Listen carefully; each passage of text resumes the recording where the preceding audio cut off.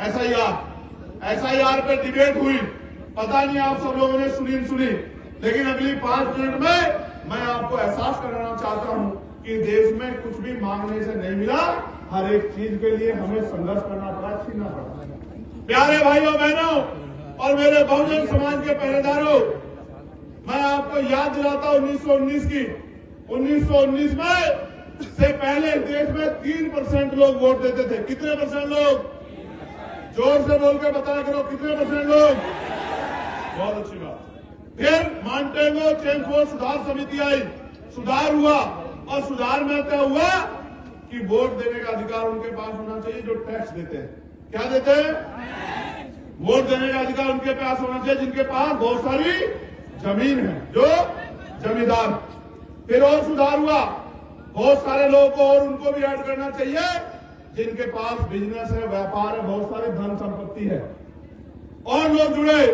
ऐसे लोगों को भी जो राजा महाराजाओं के परिवार के हैं, ऐसे लोगों को भी वोटों में ऐड करना चाहिए। फिर और लोग जुड़े जो बहुत पढ़े लिखे हैं। वोटों की संख्या बढ़ के हो गई 15%।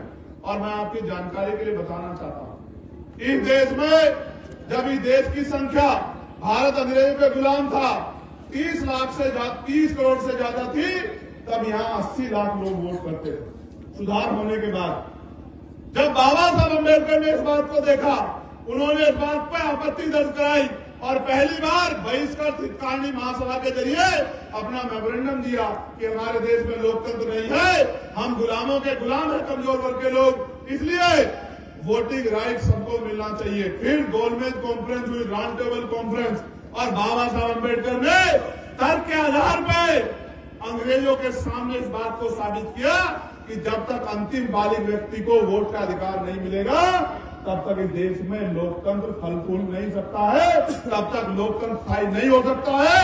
मुट्ठी भर पैसे वाले लोग, मुट्ठी भर जमीन वाले लोग, मुट्ठी भर धन संपत्ति वाले लोग राज करेंगे और बाकी लोग उनके अंदर में काम करेंगे, तो कभी लोकतंत्र सफल नहीं हो पाएगा। इसके बाद क्या परिवर्तन हुआ आपको पता है?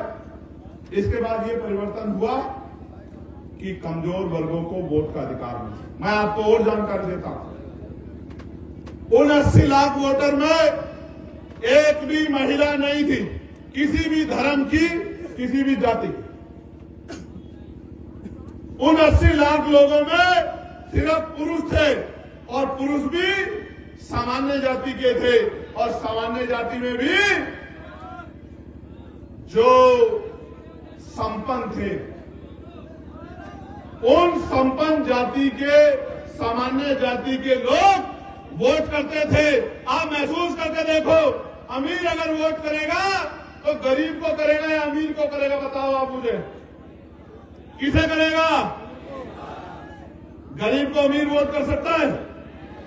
इसलिए बाबा साहब ने कहा कि अंतिम व्यक्ति को वोट का अधिकार मिलना चाहिए, और बाबा साहब अम्बेडकर की सिफारिशों पे इस देश के करोड़ों दलितों, पिछड़ों, आदिवासियों, महिलाओं और जो अन्य धार्मिक अल्पसंख्यक हैं, वो भी, उन सबको, जिनमें जैन हैं, सिख हैं, बौद्ध हैं, मुसलमान हैं, सबको वोटिंग राइट मिलने का काम हुआ। ये 22 देश संविधान की देन है कि नेहरू जी की बिटिया इंदिरा गांधी जी देश की प्राइम मिनिस्टर बनी, सुचित्रा कृपलानी उत्तर प्रदेश की पहली मुख्यमंत्री बनी, आदरणीय बहन जी कमजोर वर्गों की तरफ से मुख्यमंत्री बनी।